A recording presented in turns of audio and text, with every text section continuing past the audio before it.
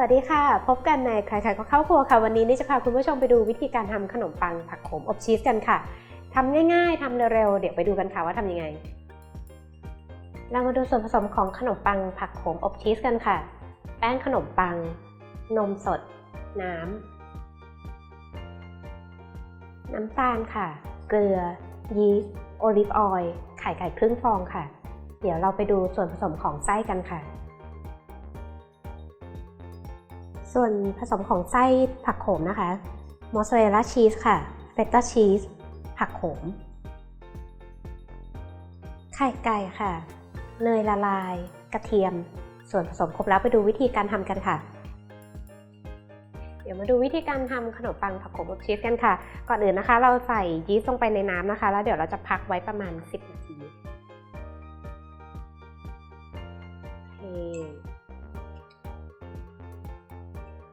เดี๋ยวเรามาผสมส่วนแป้งกันค่ะ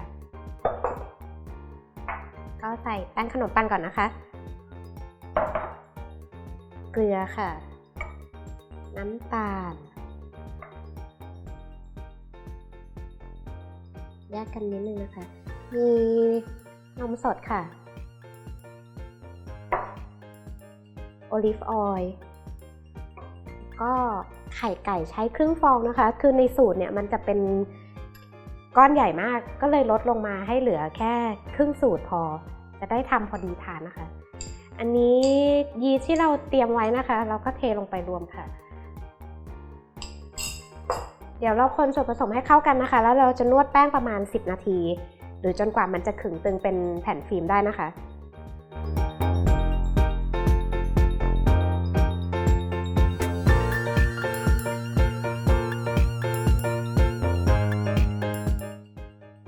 พอเรานวดเริ่มเนียนเป็นก้อนแล้วนะคะเดี๋ยวเราจะพักแป้งประมาณ1 ชั่วโมงหรือ1 ชั่วโมงครึ่งนะคะแล้วแต่อุณหภูมิห้องเดี๋ยวเรามาดูตอนโดเสร็จแล้วกันค่ะเดี๋ยวเรามาทำไส้ผักโขมกันค่ะอันนี้เป็นมอสซาเรลล่าชีสนะคะแล้วก็ผสมกับเฟตต้าไปเลยค่ะเราจะแบ่งครึ่งหนึ่งของชีสที่ผสมกันไว้นี้ไว้แต่งหน้าด้วยนะคะเดี๋ยวแป๊บนึงขอแบ่งไว้ประมาณถ้วยหนึ่งแล้วกันนะคะ1/4ก็พอค่ะโอเคแล้วก็เราก็จะใส่อันนี้เป็นไข่ไก่นะคะเนยละลายกระเทียมค่ะแล้วก็ผักโขมนะคะ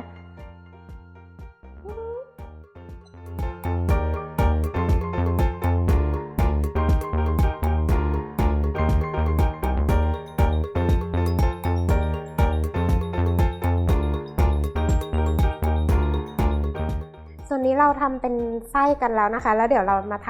ำเชฟปิ้งโดกันค่ะปั้นโดกันค่ะ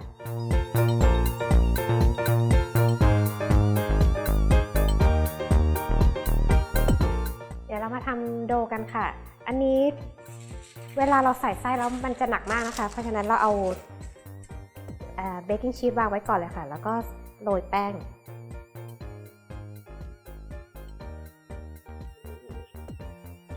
โดมันจะนิ่มมากเลยนะคะอันนี้เวลาโรให้มันเป็นวงกลมก็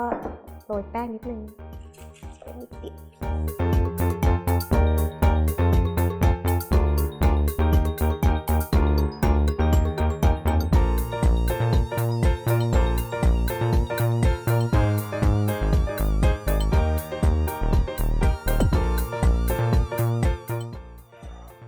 เดี๋ยวใส่ไส้กันค่ะนี่เป็นไส้ผักโขมที่เราเตรียมไว้นะคะ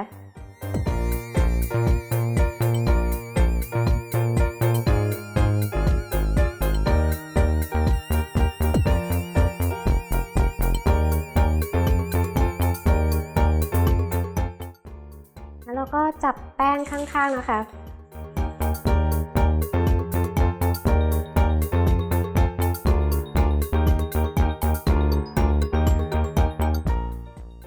เป็นลูกบอลกลมๆแบบนี้แล้วกดตรงกลางลงไปเบาๆค่ะระวังไส้ทะลัก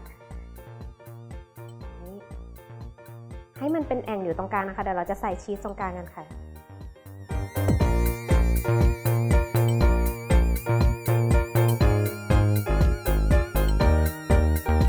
เ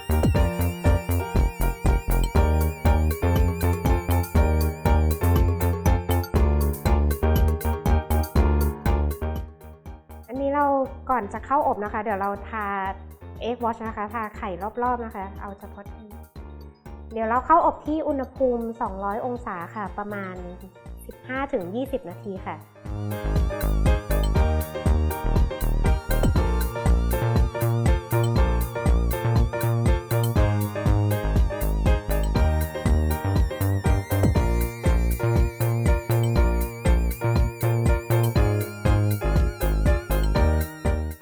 เสร็จเรียบร้อยแล้วค่ะขนมปังผักโขมอบชีสของเรานะคะเดี๋ยวเรามาหั่นดูกันค่ะอันนี้เพิ่งออกจากเตาพักไว้แป๊บนึง